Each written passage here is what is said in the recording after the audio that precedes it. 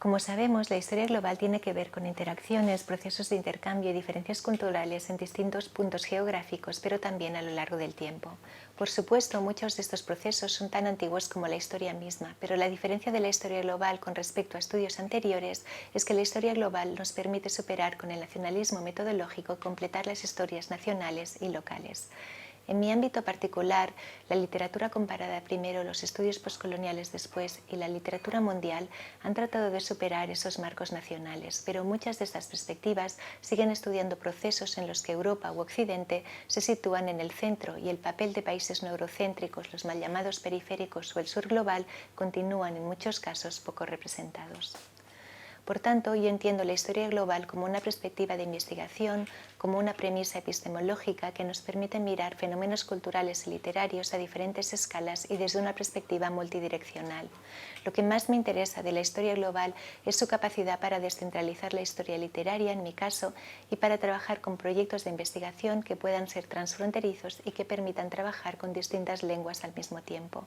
Solo con esta perspectiva creo que podemos romper con esa idea de centros innovadores y periferias imitativas, cuestionar verdaderamente estas dicotomías y valorar otro tipo de relaciones como las conexiones entre la periferia y la periferia.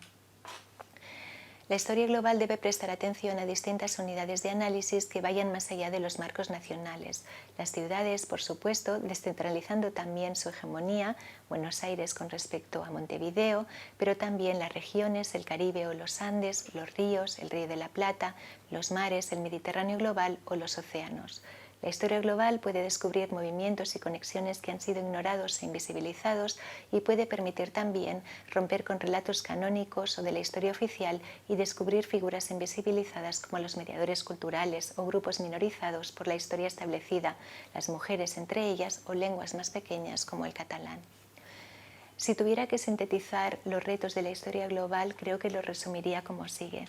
En primer lugar, necesitamos un mayor empeño por hacer avanzar los marcos teóricos actuales sobre la noción de global aplicada a diferentes disciplinas. En segundo término, necesitamos también mayores empeños que favorezcan la investigación interdisciplinaria entre las ciencias sociales y las humanidades, por ejemplo, pero también con otras disciplinas más alejadas como las ciencias de la computación. En tercer lugar, la historia global puede contribuir al análisis de procesos, lugares y actores a diferentes escalas y combinar análisis macro y micro con herramientas computacionales de las humanidades digitales, por ejemplo. Finalmente, la historia global debe fomentar la colaboración internacional, porque solo desde esa colaboración es posible escribir una historia verdaderamente global.